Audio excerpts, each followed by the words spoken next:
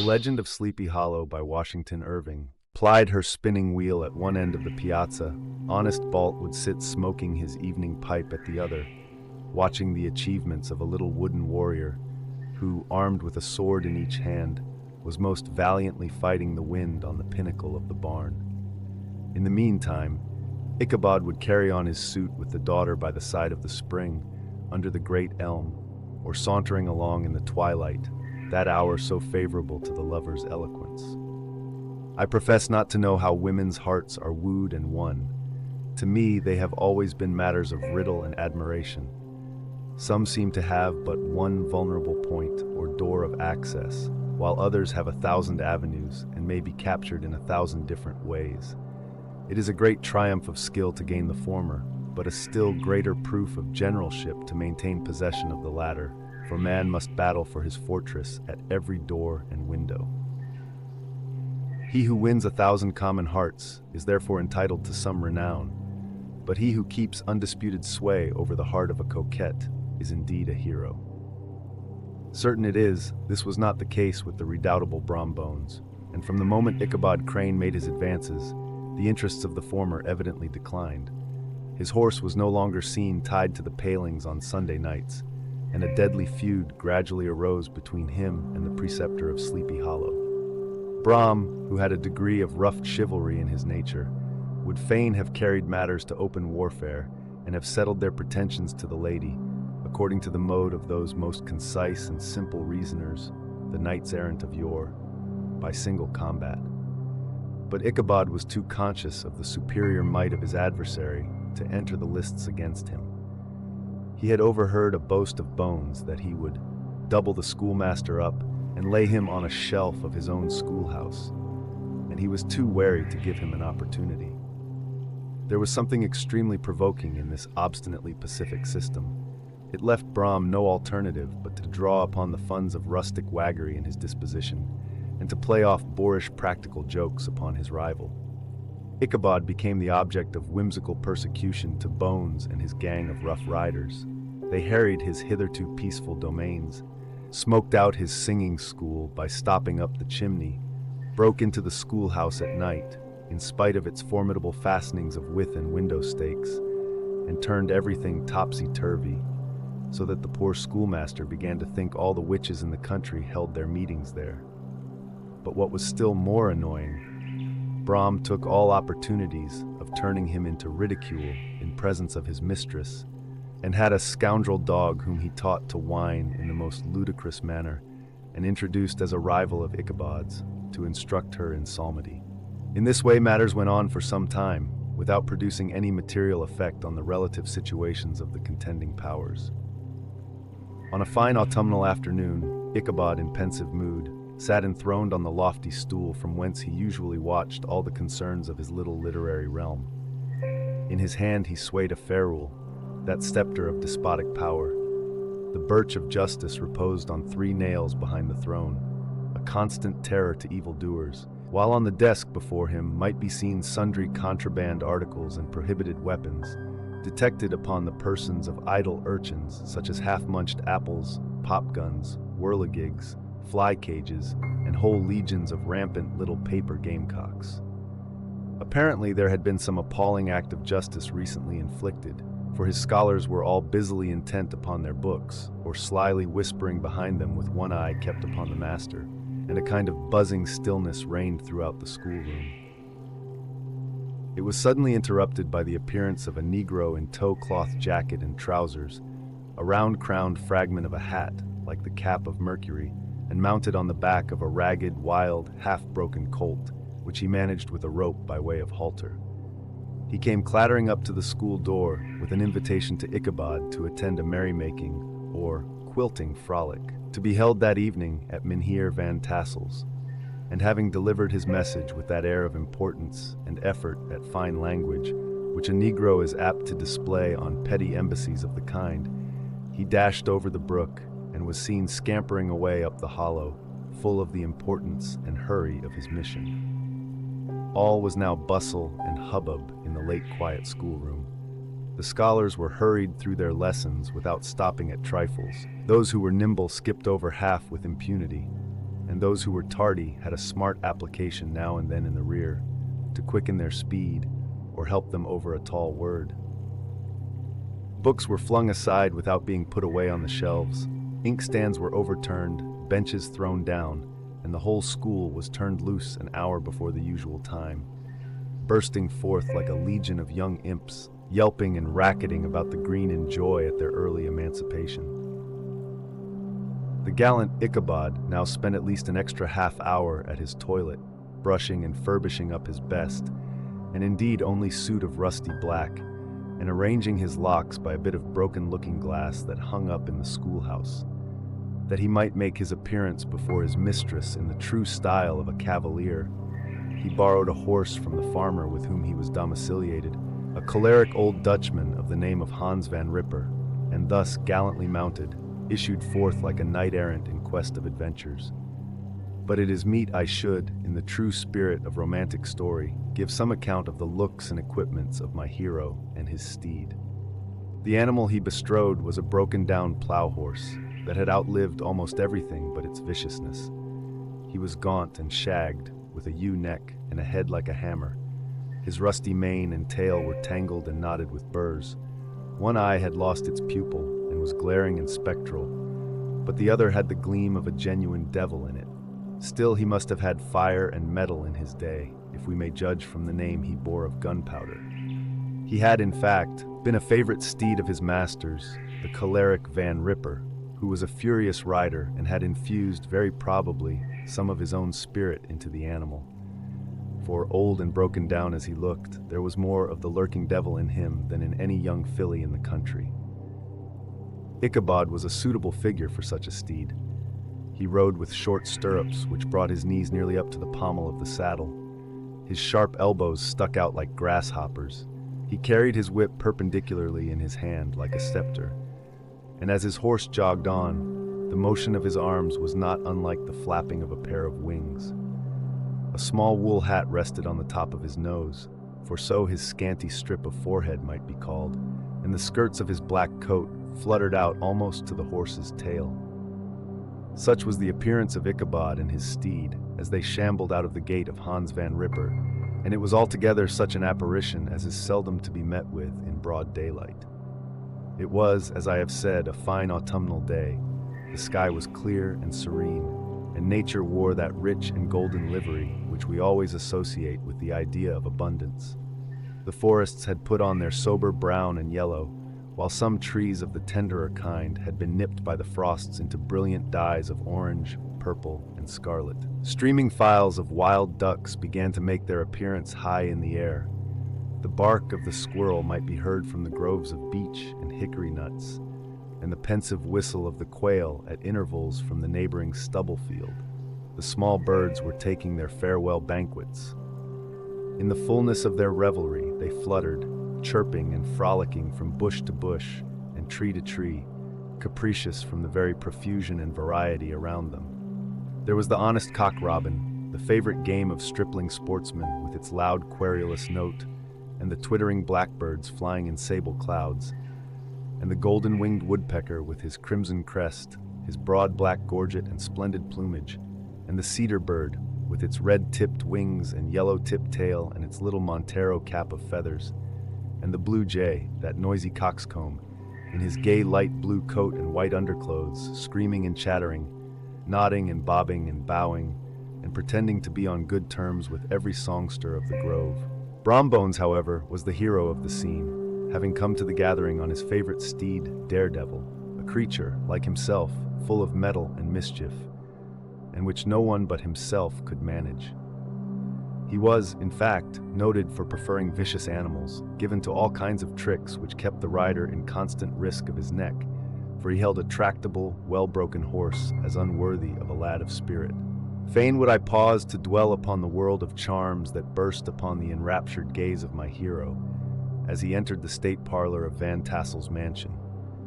Not those of the bevy of buxom lasses with their luxurious display of red and white, but the ample charms of a genuine Dutch country tea table in the sumptuous time of autumn. Such heaped-up platters of cakes of various and almost indescribable kinds, known only to experienced Dutch housewives. There was the dotty donut, the tender oly coke, and the crisp and crumbling cruller, sweet cakes and shortcakes, ginger cakes and honey cakes, and the whole family of cakes. And then there were apple pies and peach pies and pumpkin pies, besides slices of ham and smoked beef, and moreover delectable dishes of preserved plums and peaches and pears and quinces, not to mention broiled shad and roasted chickens, together with bowls of milk and cream, all mingled higgledy-piggledy, pretty much as I have enumerated them, with the motherly teapot sending up its clouds of vapor from the midst. Heaven bless the mark! I want breath and time to discuss this banquet as it deserves, and am too eager to get on with my story. Happily, Ichabod Crane was not in so great a hurry as his historian, but did ample justice to every dainty. He was a kind and thankful creature, whose heart dilated in proportion as his skin was filled with good cheer, and whose spirits rose with eating, as some men's do with drink.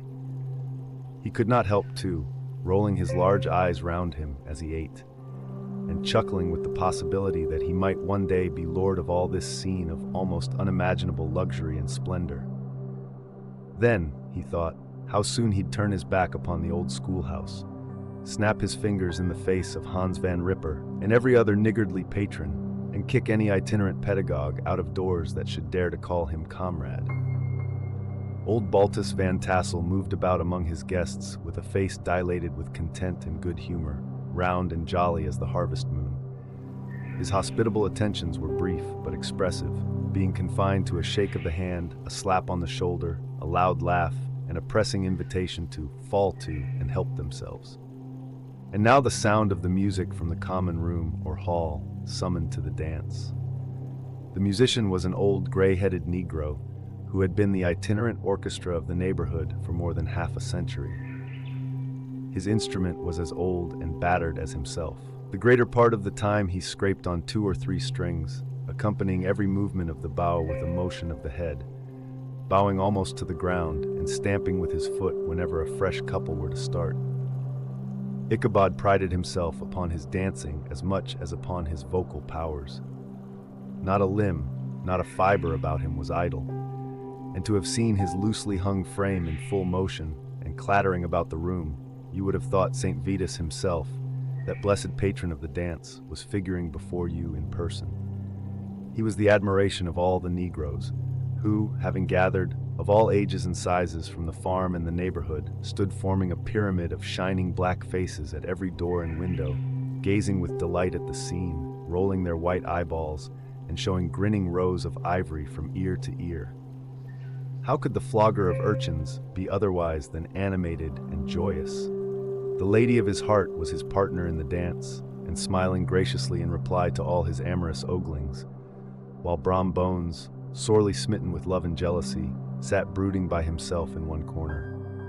When the dance was at an end, Ichabod was attracted to a knot of the sager folks, who, with old Van Tassel, sat smoking at one end of the piazza, gossiping over former times and drawing out long stories about the war. This neighborhood, at the time of which I am speaking, was one of those highly favored places which abound with chronicle and great men. The British and American line had run near it during the war. It had, therefore, been the scene of marauding and infested with refugees, cowboys, and all kinds of border chivalry.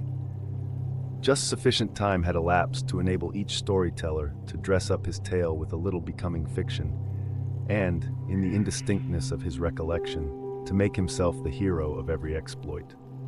There was the story of Dofue Martling, a large blue-bearded Dutchman, who had nearly taken a British frigate with an old iron 9-pounder from a mud breastwork, only that his gun burst at the 6th discharge.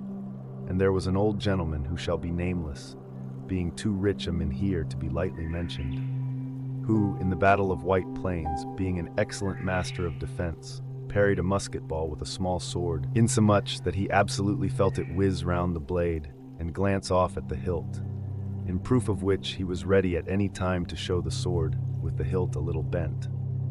There were several more that had been equally great in the field, not one of whom but was persuaded that he had a considerable hand in bringing the war to a happy termination. But all these were nothing to the tales of ghosts and apparitions that succeeded.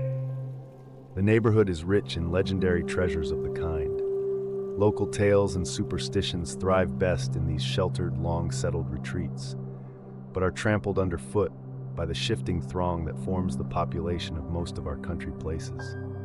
Besides, there is no encouragement for ghosts in most of our villages, for they have scarcely had time to finish their first nap and turn themselves in their graves before their surviving friends have traveled away from the neighborhood, so that when they turn out at night to walk their rounds, they have no acquaintance left to call upon. This is perhaps the reason why we so seldom hear of ghosts, except in our long-established Dutch communities. The immediate cause, however, of the prevalence of supernatural stories in these parts was doubtless owing to the vicinity of Sleepy Hollow. There was a contagion in the very air that blew from that haunted region. It breathed forth an atmosphere of dreams and fancies infecting all the land. Several of the Sleepy Hollow people were present at Van Tassel's and, as usual, were doling out their wild and wonderful legends.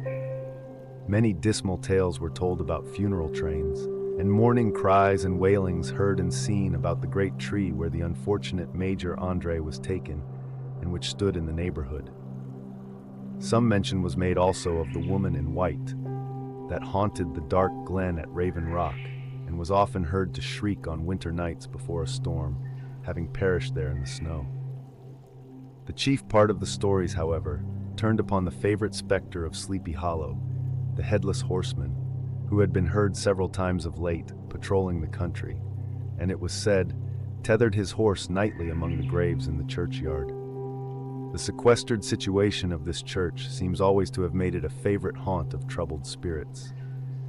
It stands on a knoll, surrounded by locust trees and lofty elms, from among which its decent, whitewashed walls shine modestly forth, like Christian purity beaming through the shades of retirement. A gentle slope descends from it to a silver sheet of water, bordered by high trees, between which peeps may be caught at the blue hills of the Hudson. To look upon its grass-grown yard, where the sunbeams seem to sleep so quietly, one would think that there at least the dead might rest in peace. On one side of the church extends a wide woody dell, along which raves a large brook among broken rocks and trunks of fallen trees. Over a deep black part of the stream, not far from the church, was formerly thrown a wooden bridge. The road that led to it, and the bridge itself, were thickly shaded by overhanging trees, which cast a gloom about it, even in the daytime, but occasioned a fearful darkness at night. Such was one of the favorite haunts of the Headless Horseman, and the place where he was most frequently encountered. The tale was told of old Brouwer, a most heretical disbeliever in ghosts, how he met the horseman returning from his foray into Sleepy Hollow, and was obliged to get up behind him, how they galloped over bush and brake, over hill and swamp, until they reached the bridge, when the horseman suddenly turned into a skeleton, threw old Brouwer into the brook, and sprang away over the treetops with a clap of thunder. This story was immediately matched by a thrice marvelous adventure of Brom Bones, who made light of the galloping Hessian as an errant jockey. He affirmed that on returning one night from the neighboring village of Sing Sing, he had been overtaken by this midnight trooper, that he had offered to race with him for a bowl of punch, and should have won it too, for Daredevil beat the goblin horse All Hollow, but just as they came to the church bridge, the Hessian bolted and vanished in a flash of fire. All these tales, told in that drowsy undertone with which men talk in the dark, the countenances of the listeners only now and then receiving a casual gleam from the glare of a pipe, sank deep in the mind of Ichabod. He repaid them in kind with large extracts from his invaluable author, Cotton Mather, and added many marvelous events that had taken place in his native state of Connecticut, and fearful sights which he had seen in his nightly walks about Sleepy Hollow.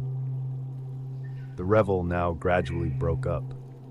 The old farmers gathered together their families in their wagons, and were heard for some time rattling along the hollow roads and over the distant hills, some of the damsels mounted on pillions behind their favorite swains, and their light-hearted laughter, mingling with the clatter of hoofs, echoed along the silent woodlands, sounding fainter and fainter until they gradually died away, and the late scene of noise and frolic was all silent and deserted. Ichabod only lingered behind, according to the custom of country lovers, to have a tete-a-tete with the heiress, fully convinced that he was now on the high road to success. What passed at this interview, I will not pretend to say, for in fact I do not know. Something, however, I fear me, must have gone wrong, for he certainly sallied forth after no very great interval, with an air quite desolate and chapfallen. Oh, these women, these women! Could that girl have been playing off any of her coquettish tricks? Was her encouragement of the poor pedagogue all a mere sham to secure her conquest of his rival? Heaven only knows, not I. Let it suffice to say, Ichabod stole forth with the air of one who had been sacking a hen roost, rather than a fair lady's heart. Without looking to the right or left to notice the scene of rural wealth, on which he had so often gloated, he went straight to the stable, and with several hearty cuffs and kicks, roused his steed most uncourteously from the comfortable quarters in which he was soundly sleeping, dreaming of mountains of corn and oats, and whole valleys of timothy and clover. It was the very witching time of night that Ichabod, heavy-hearted and crestfallen, pursued his travels homewards, along the sides of the lofty hills which rise above Tarrytown, and which he had traversed so cheerily in the afternoon. The hour was as dismal as himself. Far below him the Tappan Zee spread its dusky and indistinct waste of waters, with here and there the tall mast of a sloop, riding quietly at anchor under the land. In the dead hush of midnight, he could even hear the barking of the watchdog from the opposite shore of the Hudson, but it was so vague and faint as only to give an idea of his distance from this faithful companion of man. Now and then, too, the long-drawn crowing of a cock, accidentally awakened, would sound far, far off, from some farmhouse away among the hills, but it was like a dreaming sound in his ear. No signs of life occurred near him, but occasionally the melancholy chirp of a cricket, or perhaps the guttural twang of a bullfrog from a neighboring marsh, as if sleeping uncomfortably and turning suddenly in his bed. All the stories of ghosts and goblins that he had heard in the afternoon now came crowding upon his recollection. The night grew darker and darker. The stars seemed to sink deeper in the sky, and driving clouds occasionally hid them from his sight. He had never felt so lonely and dismal. He was, moreover, approaching the very place where many of the scenes of the ghost stories had been laid. In the center of the road stood an enormous tulip tree, which towered like a giant above all the other trees of the neighborhood and formed a kind of landmark. Its limbs were gnarled and fantastic, large enough to form trunks for ordinary trees, twisting down almost to the earth and rising again into the air. It was connected with the tragical story of the unfortunate Andre, who had been taken prisoner hard by and was universally known by the name of Major Andre's tree. The common people regarded it with a mixture of respect and superstition, partly out of sympathy for the fate of its ill-starred namesake, and partly from the tales of strange sights and doleful lamentations told concerning it. As Ichabod approached this fearful tree, he began to whistle. He thought his whistle was answered. It was but a blast sweeping sharply through the dry branches.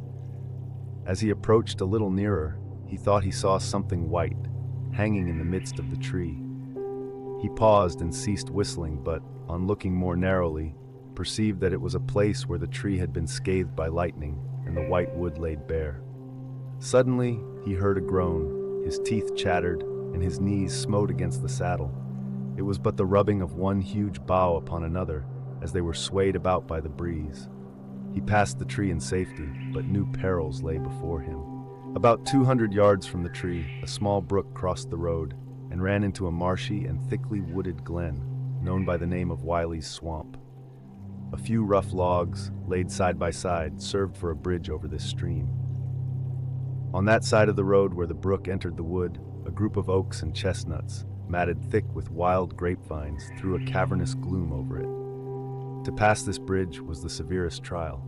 It was at this identical spot that the unfortunate Andre was captured, and under the covert of those chestnuts and vines were the sturdy yeomen concealed who surprised him. This has ever since been considered a haunted stream, and fearful are the feelings of the schoolboy who has to pass it alone after dark. As he approached the stream, his heart began to thump. He summoned up, however, all his resolution, gave his horse half a score of kicks in the ribs, and attempted to dash briskly across the bridge. But instead of starting forward, the perverse old animal made a lateral movement and ran broadside against the fence. Ichabod, whose fears increased with the delay, jerked the reins on the other side and kicked lustily with the contrary foot. His steed started, it is true, but it was only to plunge to the opposite side of the road into a thicket of brambles and alder bushes.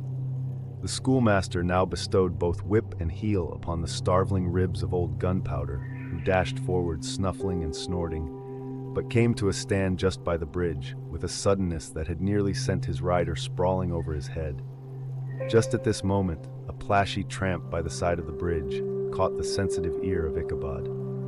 In the dark shadow of the grove, on the margin of the brook, he beheld something huge, misshapen and towering. It stirred not, but seemed gathered up in the gloom, like some gigantic monster ready to spring upon the traveler. The hair of the affrighted pedagogue rose upon his head with terror. What was to be done? To turn and fly was now too late, and besides, what chance was there of escaping ghost or goblin, if such it was, which could ride upon the wings of the wind? Summoning up, therefore, a show of courage, he demanded in stammering accents, "Who are you?" He received no reply. He repeated his demand in a still more agitated voice. Still there was no answer. Once more he cudgeled the sides of the inflexible Gunpowder, and shutting his eyes, broke forth with involuntary fervor into a psalm tune. Just then the shadowy object of alarm put itself in motion, and with a scramble and a bound stood at once in the middle of the road. Though the night was dark and dismal, yet the form of the unknown might now in some degree be ascertained. He appeared to be a horseman of large dimensions, and mounted on a black horse of powerful frame. He made no offer of molestation or sociability, but kept aloof on one side of the road, jogging along on the blind side of old Gunpowder, who had now got over his fright and waywardness. Ichabod, who had no relish for this strange midnight companion, and bethought himself of the adventure of Brom Bones with the galloping Hessian, now quickened his steed in hopes of leaving him behind. The stranger, however, quickened his horse to an equal pace. Ichabod pulled up and fell into a walk, thinking to lag behind. The other did the same. His heart began to sink within him. He endeavored to resume his psalm tune, but his parched tongue clove to the roof of his mouth, and he could not utter a stave. There was something in the moody and dogged silence of this pertinacious companion that was mysterious and appalling. It was soon fearfully accounted for. On mounting a rising ground, which brought the figure of his fellow traveler in relief against the sky, gigantic in height and muffled in a cloak, Ichabod was horror-struck on perceiving that he was headless. But his horror was still more increased on observing that the head, which should have rested on his shoulders, was carried before him on the pommel of his saddle. His terror rose to desperation. He rained a shower of kicks and blows upon Gunpowder, hoping by a sudden movement to give his companion the slip, but the spectre started full jump with him. Away then, they dashed through thick and thin, stones flying and sparks flashing at every bound. Ichabod's flimsy garments fluttered in the air, as he stretched his long, lank body away over his horse's head in the eagerness of his flight. They had now reached the road which turns off to Sleepy Hollow, but Gunpowder, who seemed possessed with a demon, instead of keeping up it, made an opposite turn and plunged headlong downhill to the left. This road leads through a sandy hollow shaded by trees for about a quarter of a mile, where it crosses the bridge famous in Goblin story, and just beyond swells the green knoll on which stands the whitewashed church. As yet the panic of the steed had given his unskillful rider an apparent advantage in the chase, but just as he had got halfway through the hollow, the girths of the saddle gave way, and he felt it slipping from under him. He seized it by the pommel and endeavored to hold it firm, but in vain, and had just time to save himself by clasping old Gunpowder round the neck when the saddle fell to the earth and he heard it trampled underfoot by his pursuer.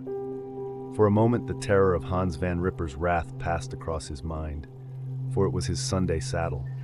But this was no time for petty fears. The goblin was hard on his haunches.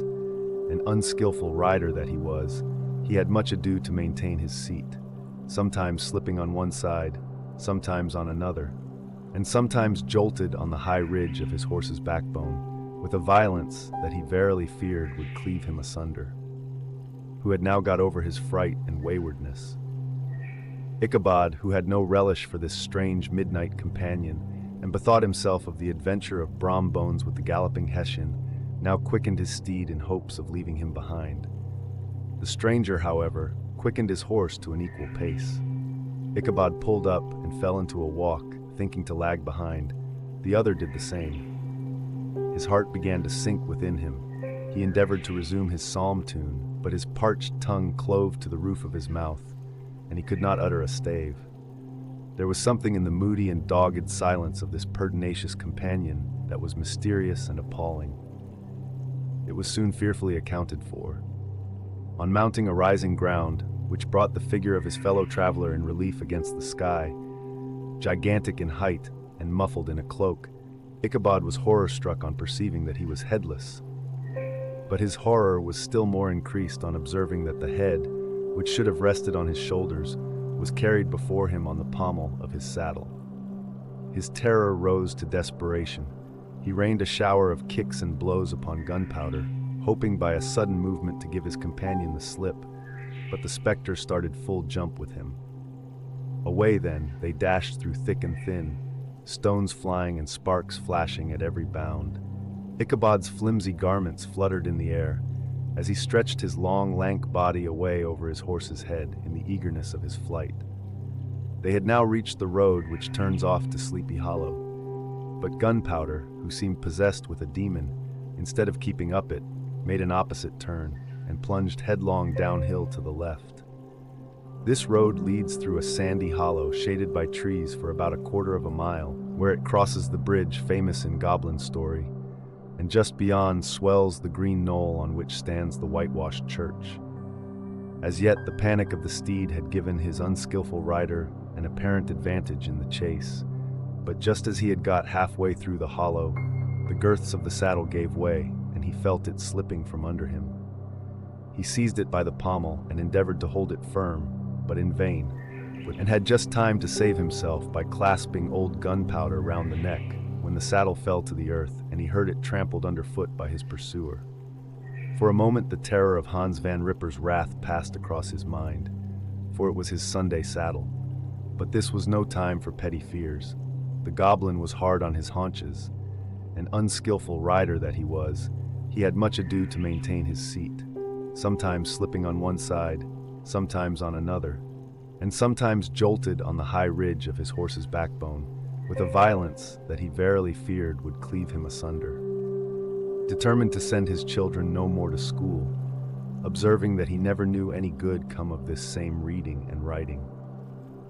Whatever money the schoolmaster possessed, and he had received his quarter's pay but a day or two before, he must have had about his person at the time of his disappearance. The mysterious event caused much speculation at the church on the following Sunday. Knots of gazers and gossips were collected in the churchyard, at the bridge, and at the spot where the hat and pumpkin had been found.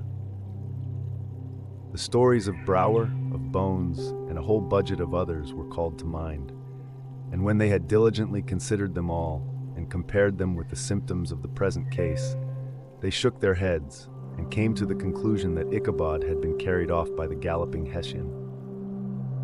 As he was a bachelor and in nobody's debt, nobody troubled his head any more about him. The school was removed to a different quarter of the hollow, and another pedagogue reigned in his stead. It is true, an old farmer who had been down to New York on a visit several years after, and from whom this account of the ghostly adventure was received, brought home the intelligence that Ichabod Crane was still alive, that he had left the neighborhood partly through fear of the goblin and Hans Van Ripper, and partly in mortification at having been suddenly dismissed by the heiress, that he had changed his quarters to a distant part of the country, had kept school and studied law at the same time, had been admitted to the bar, turned politician, electioneered, written for the newspapers, and finally had been made a justice of the 10-pound court.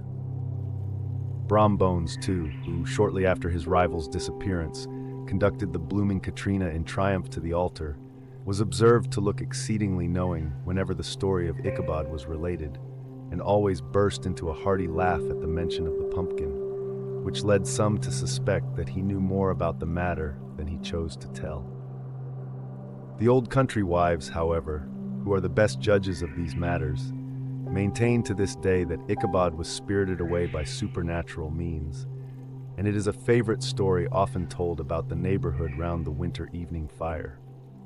The bridge became more than ever an object of superstitious awe, and that may be the reason why the road has been altered of late years so as to approach the church by the border of the mill pond.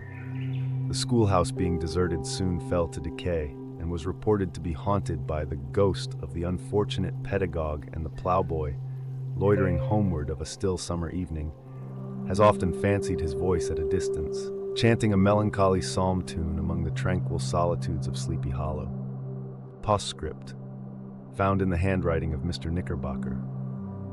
The preceding tale is given almost in the precise words in which I heard it related at a corporation meeting at the ancient city of Manhattan, at which were present many of its sagest and most illustrious burghers.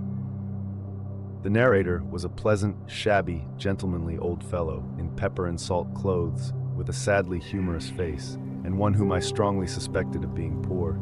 He made such efforts to be entertaining. When his story was concluded, there was much laughter and approbation, particularly from 2 or 3 deputy aldermen, who had been asleep the greater part of the time. There was, however, one tall, dry-looking old gentleman with beetling eyebrows, who maintained a grave and rather severe face throughout, now and then folding his arms, inclining his head, and looking down upon the floor, as if turning a doubt over in his mind. He was one of your wary men, who never laugh but upon good grounds, when they have reason and law on their side.